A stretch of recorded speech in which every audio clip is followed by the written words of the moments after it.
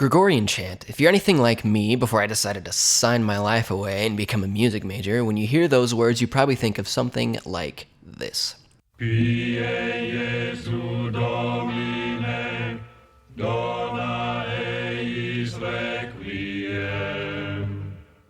Pie Jesu Domine, dona eis requiem. Little did we know, it's actually a lot more complicated and rich and beautiful. Something a little bit like this.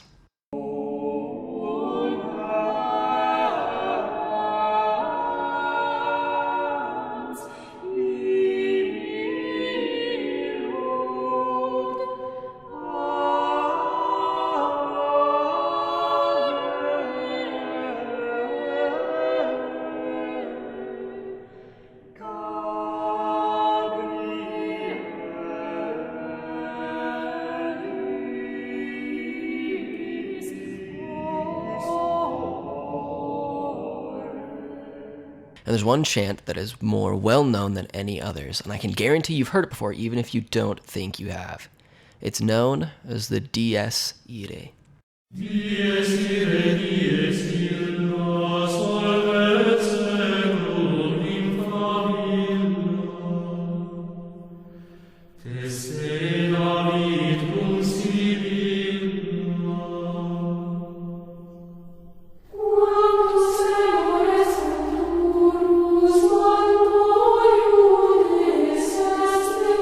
So where does this haunting melody come from, and why is it so famous?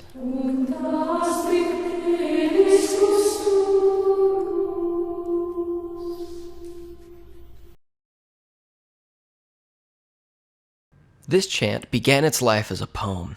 It's believed to have been written by a man named Thomas of Celano in the early 13th century. Thomas wrote this poem describing the end of the world. Dies irae, dies illa, solvet seclum in famiglia. Te se David cum Sibylla.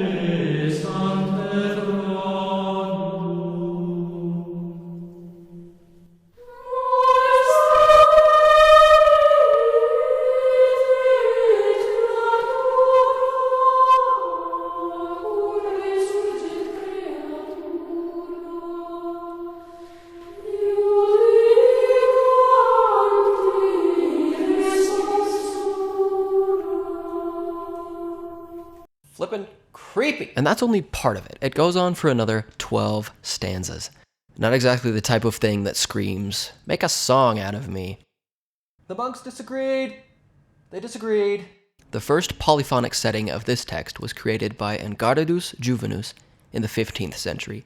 And while the words definitely sound like they come straight out of a death metal album, this was actually church music. It was part of the Requiem Mass for the dead. And while this is the most famous melody it is put to, there are many others. This text continues to be sung as part of the Requiem Mass to this day. It has survived the Council of Trent and other reformations by the Church. But the melody's real influence doesn't come from its use in church music, but rather it comes from the secular sphere.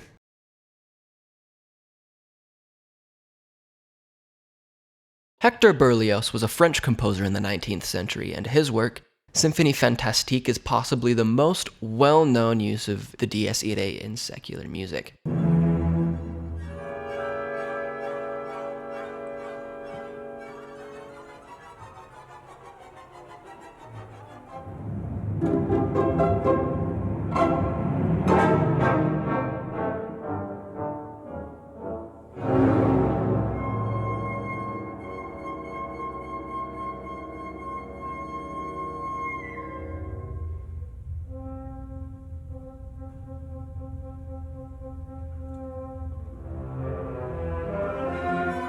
This work is an hour-long programmatic piece that is largely a representation of the artist's own life.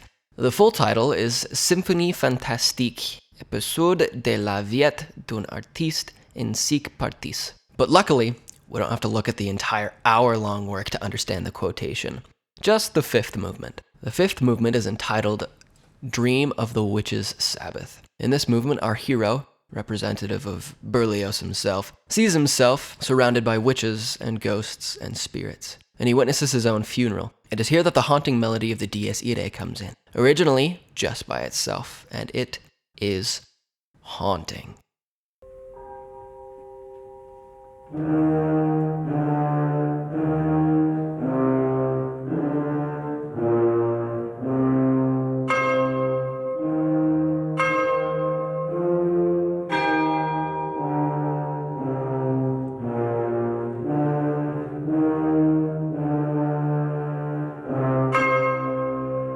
Then begins to mix with other elements and themes, these representing the spirits and the witches.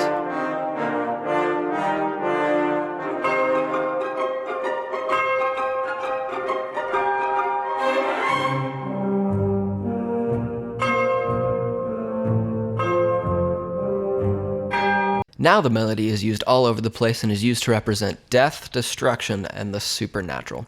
Another early example of a composer using this melody comes from Totentanz by Liszt. It's all over the place. Just listen to the first minute of this piece.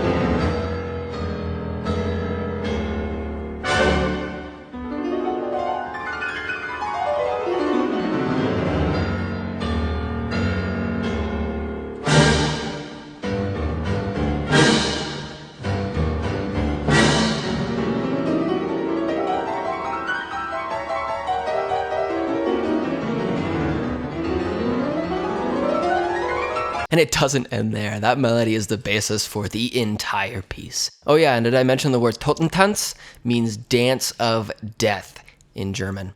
So yeah, that means Liszt created a paraphrase work based on the Dies Irae and named it Dance of Death. Could you be any more subtle? So far we have Berlioz using the melody to represent the fact that the main hero is witnessing his own death and funeral. And then we have Liszt creating a piece called Dance of Death based on this melody. Are we starting to see why this melody is used to represent death and destruction and ghosts and stuff? Because by golly. Next, we have Charles Gordon in his opera entitled Faust. In this scene, a woman goes to a church to pray, only to be stopped by the devil himself, telling her she is damned. And then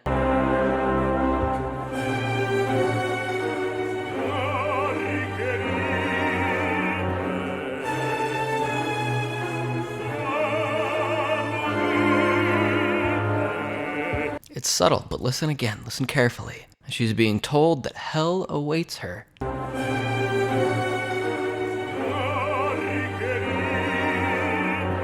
A couple notes we know pretty well. Moving on, we have Mussorgsky's Songs and Dances of Death.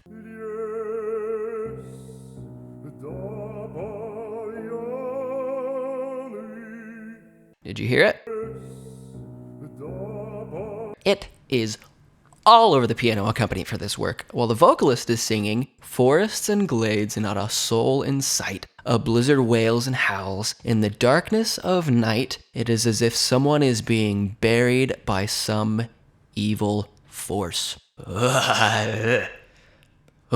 Anyways, by now you're probably starting to see what's going on here. So let's quick fire through some more examples. Hans Huber in the second movement of his Symphony No. 3, The Funeral March in 1908.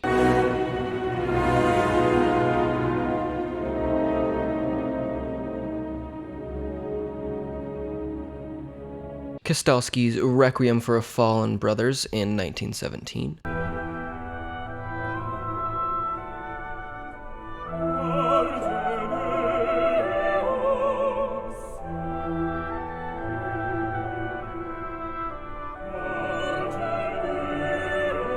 Interesting time for that one. Right in the middle of the biggest war the world had ever seen up to that point. Death and destruction was all around, and the music being written reflected that. Gustav Holst in The Planets.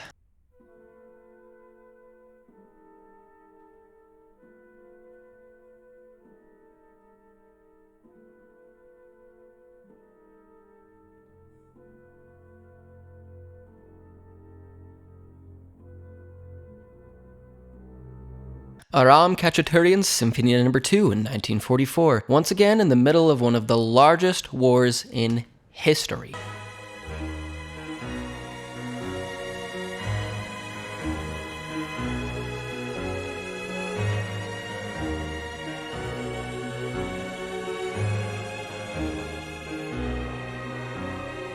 Eric Ball in 1950.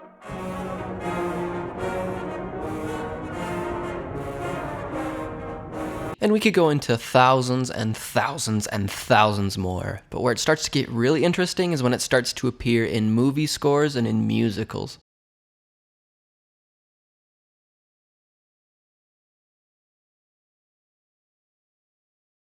Just for fun, let's start with Sondheim's Sweeney Todd. There's a really interesting video on this topic by a guy named Sideways on YouTube, and if you're interested, I highly suggest checking it out. But the Dies Irae is all over this musical. Here is just one very obvious example.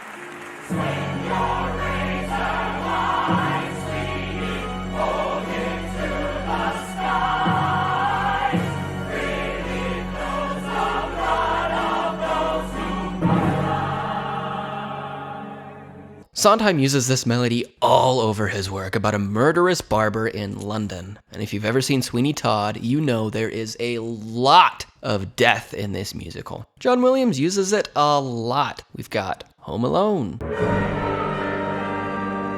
Star Wars,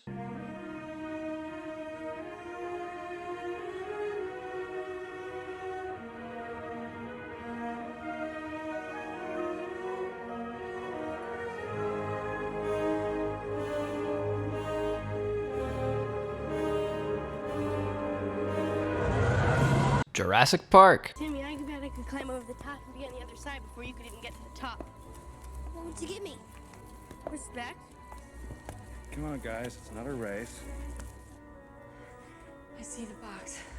Attack of the Clones, Why couldn't I save her? I know I could have. Sometimes there are things no one can fix. Ask the Sand People about death and Well, I should destruction. be. But not just the men. Ask the women and the children too. Indiana Jones. No.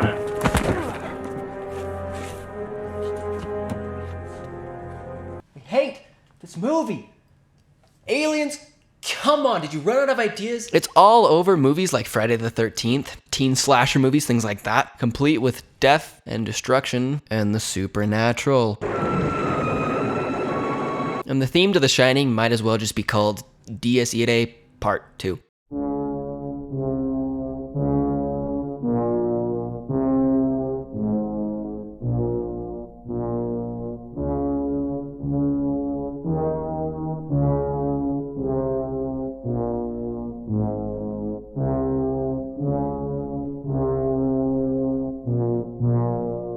It infected the Avengers. Thanos wants to kill everybody, and the music says, hey, guess what? Death. Big stones out there. Thanos already has the Power Stone because he stole it last week. It's even found its way into everybody's favorite Netflix specials.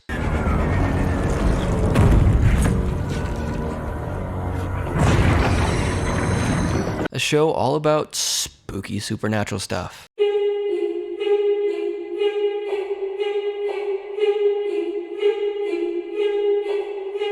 Dude, the show kills off more characters than The Walking Dead. I've never been more terrified of a red light, green light in my life. So anyways, this melody is everywhere. Even if you don't think you've heard it, I can guarantee you have. Sometimes it's better at hiding. Like look at Frozen 2. The theme for the spirits is the Dies Irae in a major key. Listen. Once again, we see this melody representing the supernatural, just like we see in The Lord of the Rings.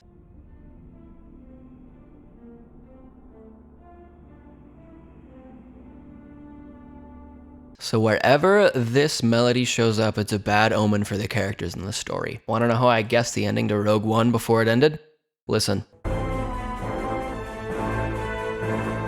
Can you hear it? That's right, you guessed it, everybody's gonna die.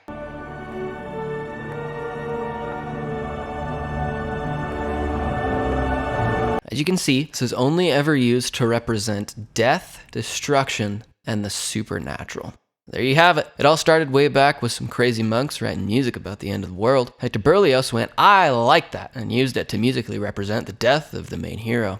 Liszt wrote a song entitled Dance of Death, and it took off from there until what we see today. You would be hard-pressed to find someone who hasn't seen a movie that contains this melody. It's funny how a 13th century poem can have such a reaching effect on music even today. This melody continues to crop up all over the place with thousands of more examples I didn't even mention here. So, yeah, that's it. Show's over. It's been a lot of death, a little bit of destruction, and a whole lot of supernatural. So if you're ever wondering why there's some songs that just make you feel like something bad is gonna happen, now you know at least a little part of the reason why.